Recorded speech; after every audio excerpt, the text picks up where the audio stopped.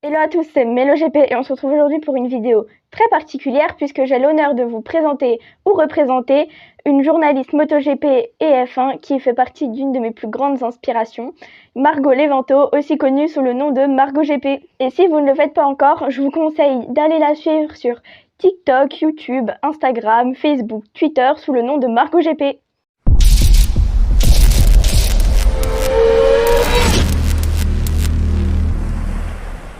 Margot, bonjour et merci beaucoup de m'accorder cette interview et d'avoir répondu à l'invitation.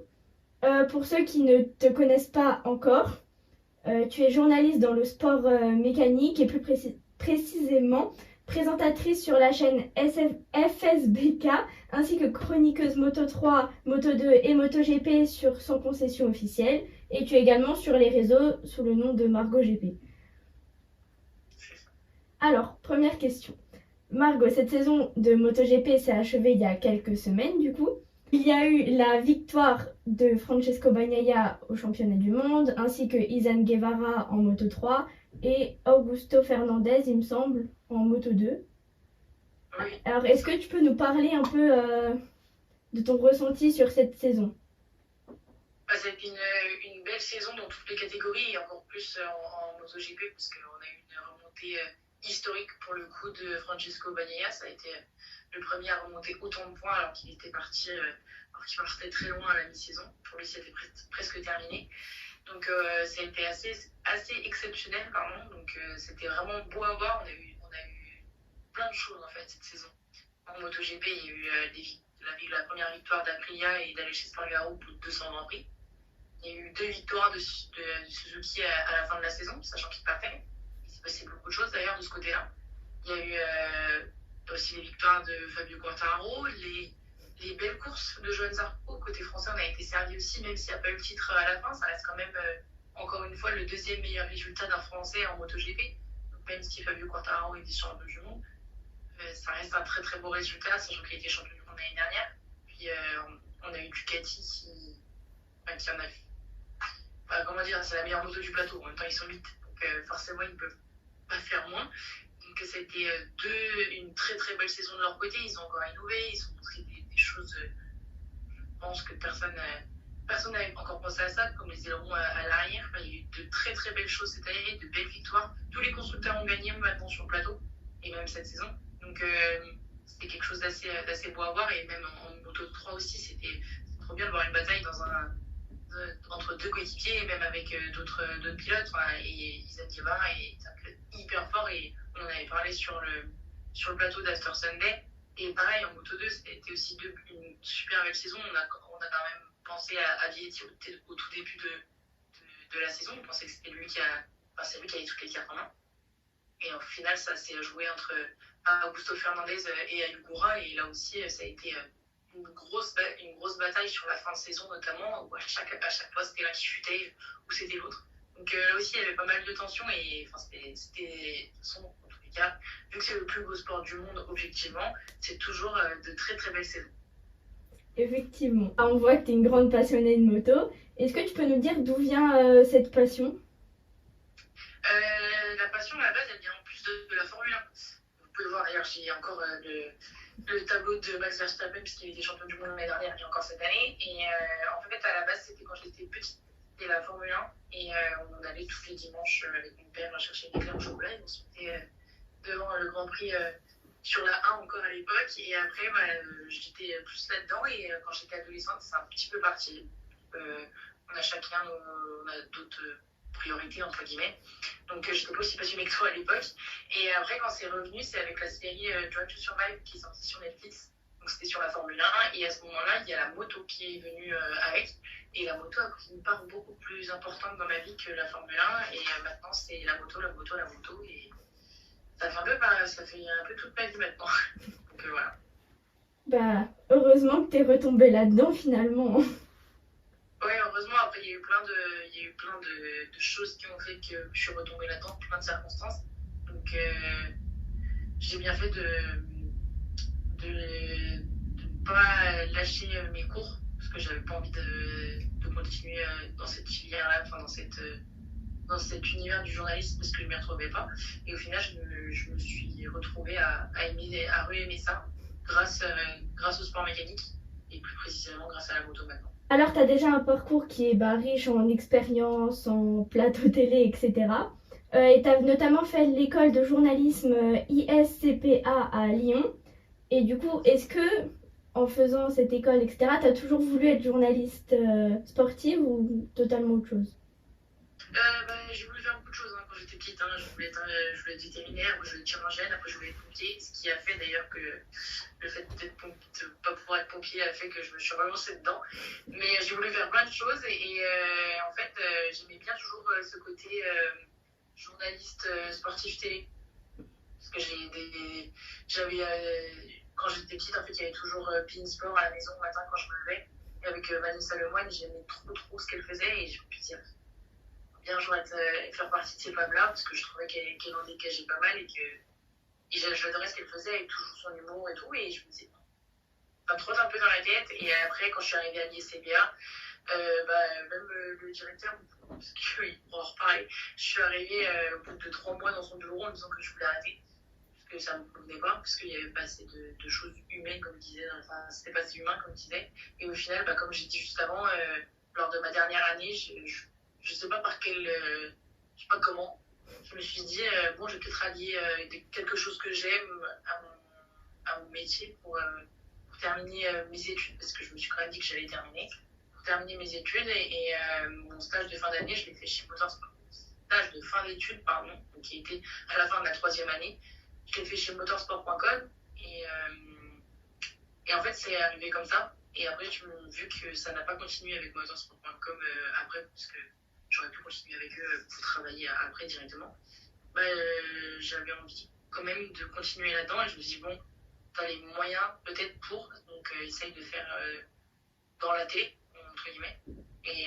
Donc c'est comme ça que les débuts se sont lancés et j'espère un jour atteindre vraiment l'objectif de travailler en télé et d'être journaliste sportif. Est-ce que tu peux nous parler de ton travail sur Sans concession officielle et de ton travail pendant la saison de FSBK? Alors pour Sans concession, c'était pour l'émission After Sunday plus précisément, parce que Sans concession, c'est la boîte de production de David Dumas, principalement. After Sunday, c'était donc à la base, à l'origine, moi je parlais juste de Moto 2, Moto 3, je faisais juste ma petite chronique de 5 minutes où je regardais les courses le week-end comme tout le monde, comme tout grand passionné et comme tous les journalistes. Je n'avais pas dessus, à mon grand désespoir. Et ce que je faisais, c'est que je catégorisais, on va dire, les événements. Il y avait le victorieux, le grand perdant, comme vous avez pu le voir en fait, sur After Sunday. Donc, je faisais ma chronique et au fur et à mesure, j'ai pris un peu plus d'aisance parce que c'était mon premier direct. C'est pour ça que je remercie David Dumas de m'avoir apporté cette opportunité. C'était pas très français. Et aussi d'ailleurs Philippe Forgery qui m'a permis de le rencontrer. Et ça s'est fait comme ça. Et au fur et à mesure, j'ai pris de plus en plus d'aisance. Et j'ai commencé à parler un peu plus de MotoGP. Et en fait, c'était tout simplement un échange sur le plateau. Et chacun donnait entre guillemets son avis, même si j'aime pas trop dire ça, mais plus son analyse. Et donc, j'étais à côté de très bons journalistes. Donc, au début, c'était pas très facile de parler et de prendre la parole. Et c'était pas toujours très simple, mais ça le fait au fur et à mesure. Et concernant le FSBK, c'était avec la boîte de production de François Batista, donc Polysémie Productions. Et je le remercie énormément aussi parce qu'il m'a beaucoup apporté cette année. J'ai beaucoup progressé dans mon métier en fait. Et là-dessus, sur le FSBK, il y avait toutes les remontées de crise qui étaient globalement la meilleure partie du week-end. Donc 6 par week-end où tu vas voir les pilotes et tu vas leur demander à peu près à chaque fois comment ils se sentent ou par rapport à la course du matin. Et c'était trop bien parce qu'en fait, sur certaines courses comme sur la dernière où il y avait Kenny Forêt et Valentin Debise qui se battaient pour le titre, tu ressens un petit peu cette tension et c'est sympa à voir. Et donc après il y a eu le plateau où on recevait des pilotes, où il y avait parfois des team managers ou d'autres personnes qui étaient importantes dans le FSBK ou qui travaillaient pour ce championnat. Donc c'était super intéressant, donc on devait préparer le plateau. Et après il y avait le tournage et après il y avait tout le montage aussi. Il y avait aussi le reportage à tourner. On faisait un reportage de 3 minutes tous les week-ends. Et ça, c'était aussi la meilleure des parties parce que construire un reportage, c'est pas super simple, mine de rien. Mais parce qu'on veut raconter une histoire, donc c'est où tu racontes quelque chose enfin, tu racontes une histoire, donc c'est super cool. Et puis, il y a encore plus de discussions et d'échanges avec les pilotes. Et moi, c'est ce que je préfère, échanger et avoir leurs retours. Et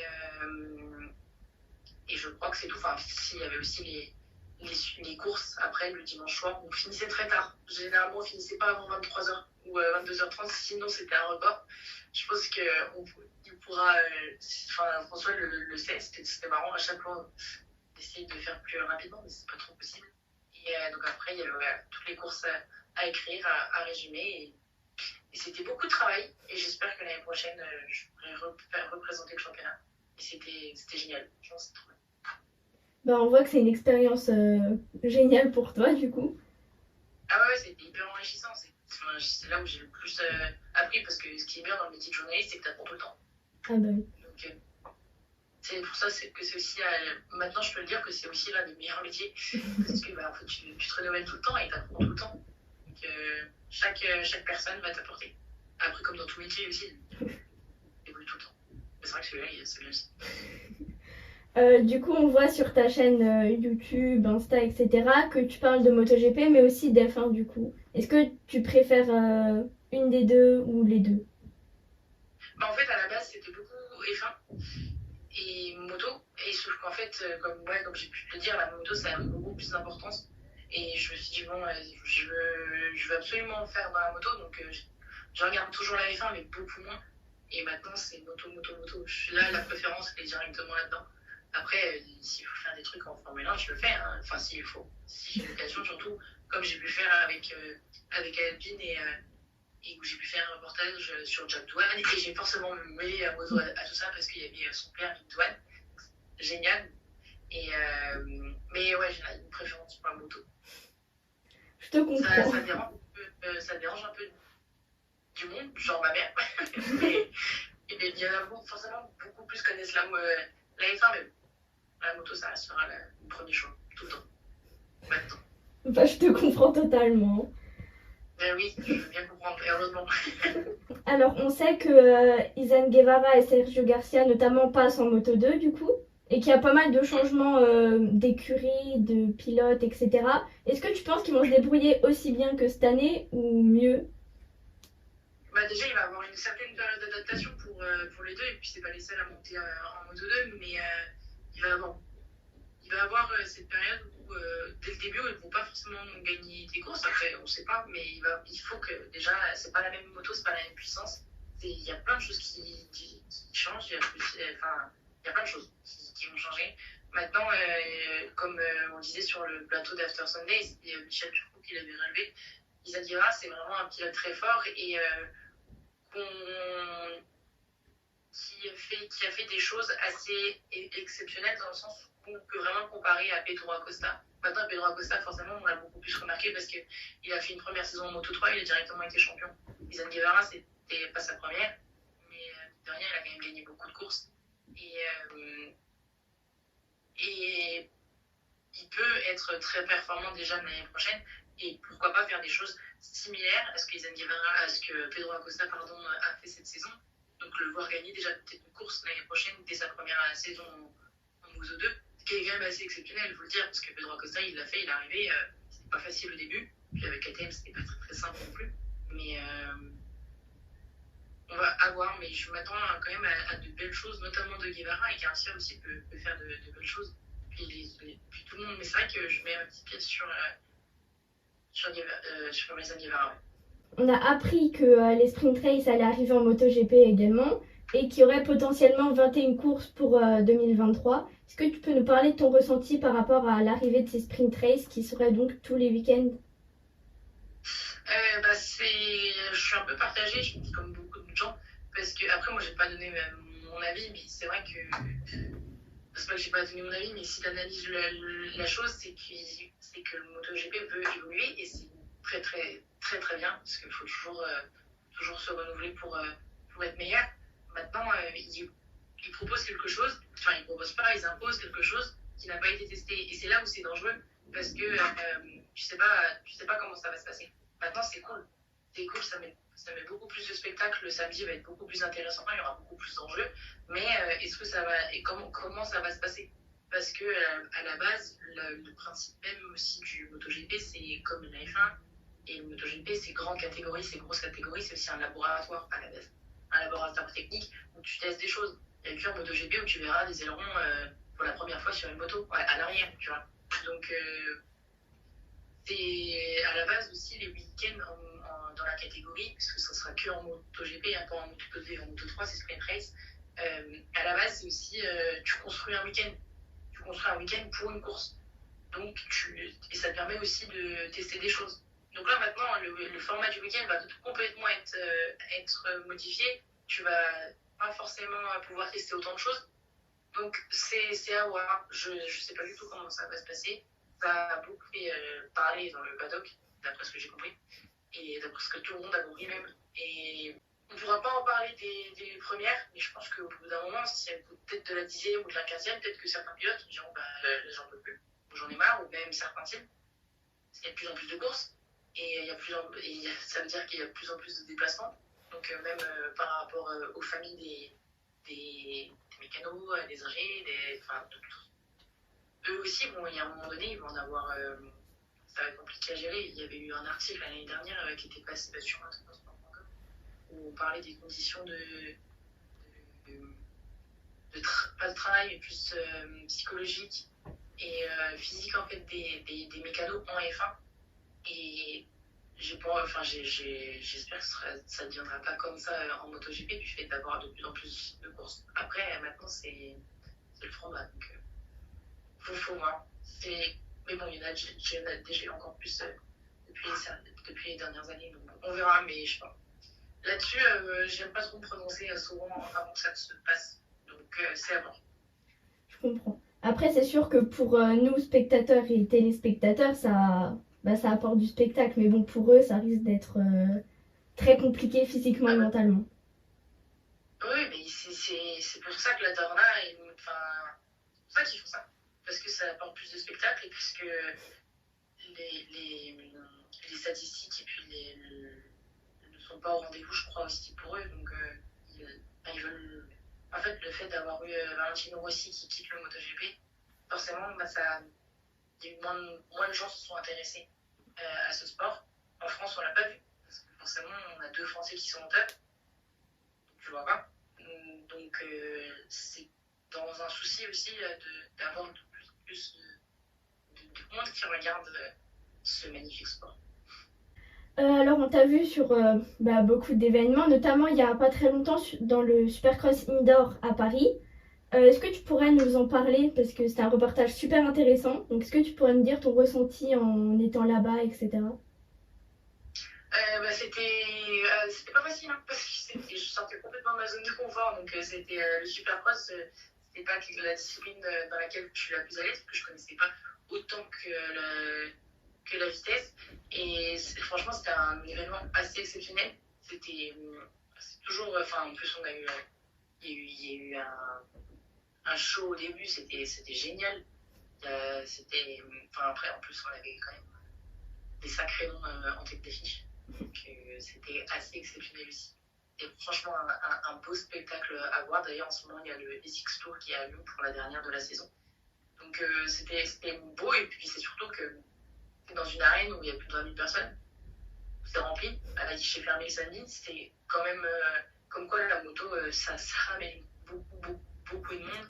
Et ça réunit beaucoup de monde. Et c'est beau à voir, hein, surtout ça. C'était sympa parce que c'était 2 petits reportages. Donc, pour connaître un petit peu les coulisses de cette fameuse grosse organisation et aussi avoir le ressenti du président de la FFM, Sébastien Borel.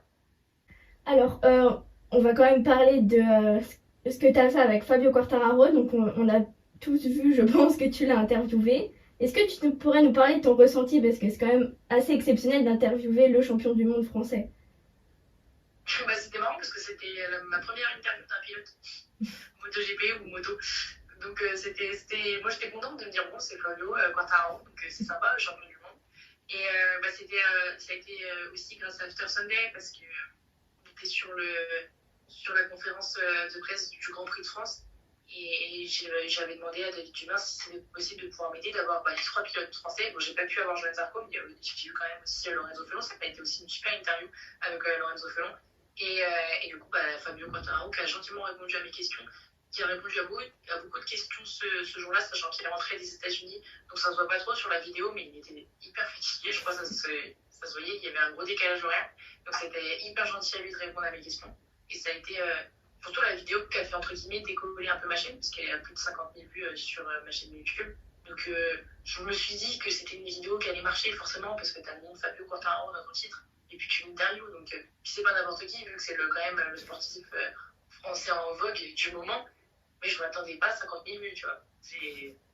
Donc pour le coup, merci à lui de m'avoir aidé, de m'avoir fait décoller un peu ma chaîne YouTube, et puis même Instagram, pareil. Et TikTok aussi, ça peut péter de partout, je m'y attendais pas, mais ça m'a pas mal aidé, et c'était cool aussi de l'avoir en interview. Je pensais pas l'avoir aussitôt depuis quand j'ai créé ma chaîne YouTube.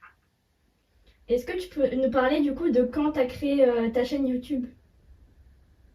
C'était le 11 janvier 2022 que je l'ai lancé. Et après, ça faisait quand même déjà 3-4 mois que je travaillais dessus, parce que ça se fait pas en 2 jours. Mais je l'ai lancé donc du coup le 11 janvier dernier. Ça marche. Et maintenant, on va parler plus dans le futur. Est-ce que tu aurais des projets ou un rêve, enfin quelque chose que tu aimerais absolument faire? Déjà, les projets à moyen terme, donc on va parler l'année prochaine, ça va être de refaire la même chose que cette année. Donc, j'espère que ça ira. Après, il y a d'autres projets qui sont en cours, mais en cours de... Je suis en train de réfléchir dessus, on va dire. Et je ne sais pas trop en parler tant que c'est pas fait. Parce que je suis assez... je sais pas trop... parce qu'il y a trop de choses qui se font pas après quand on parle. Donc, il y a des choses qui sont en train d'arriver. Et après, mon objectif, c'est de travailler pour MotoGP et de travailler en télé et de travailler... et un jour, pourquoi pas me présenter, peut-être, j'aimerais trop en fait travailler en télé et du coup travailler pour Canal+, pour le MotoGP et travailler dans ce championnat-là, parce que c'est mon objectif ultime, travailler pour le MotoGP avec Canal+. Si un jour j'y arrive, en fait, tout ce que je fais, c'est pour ça. Chaque personne, je pense, que je vois, il le sait maintenant. Parce que j'ai trop envie de faire ça, en fait. J'adore ça et c'est pour ça que je fais tout ça, pour un jour travailler en télé et pour pouvoir parler et de la moto, de faire que ça. En fait. Maintenant, il y a encore du travail pour y arriver et c'est pour ça que je fais ça. Je te comprends totalement, franchement. Écoute, je te souhaite qu'on te voit un jour sur Canal. Merci, j'aimerais bien un jour. Je vais continuer à travailler à progresser et à faire tout ce que je fais. Maintenant, il y a aussi, je remercie aussi toutes les personnes qui me suivent et qui me soutiennent, parce qu'à chaque fois que je publie une vidéo, il y en a qui marchent, il y en a qui marchent pas, mais à chaque fois, je reçois toujours des messages ou quoi, et à chaque fois, on me félicite. Et franchement, ça fait beaucoup, et les gens ils se rendent pas forcément compte, parce que des fois, les gens posent juste un commentaire, mais c'est pour une personne qui travaille des fois, peut-être qu'il y a des vidéos où tu travailles des heures, des jours dessus, et juste avoir un commentaire, toutes les heures de travail, et ça fait beaucoup. Donc je tiens beaucoup aussi à remercier toutes ces personnes-là qui me suivent depuis le 11 janvier ou même après. C'est génial. Merci beaucoup d'avoir répondu à mes questions, et toutes mes félicitations pour ta chaîne et ton parcours jusqu'à présent, en espérant que ça marche toujours aussi bien pour toi plus tard. Merci, c'est gentil à toi. Et pour rappel, du coup, on peut te retrouver sur tous les réseaux sociaux, Insta, YouTube, Facebook, Twitter, TikTok, sous le nom Margot GP, du coup. Et franchement, allez-y et allez voir l'interview de Fabio Quartararo. Merci, c'est gentil. Merci et bonne journée, et aussi bonne continuation à toi. Lâche rien, parce que c'est très bien ce que tu fais. Merci beaucoup. T'es toute jeune, donc franchement, c'est cool d'avoir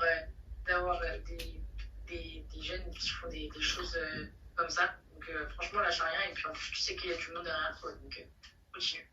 Merci beaucoup, et bonne journée à toi du coup, et bonne continuation aussi.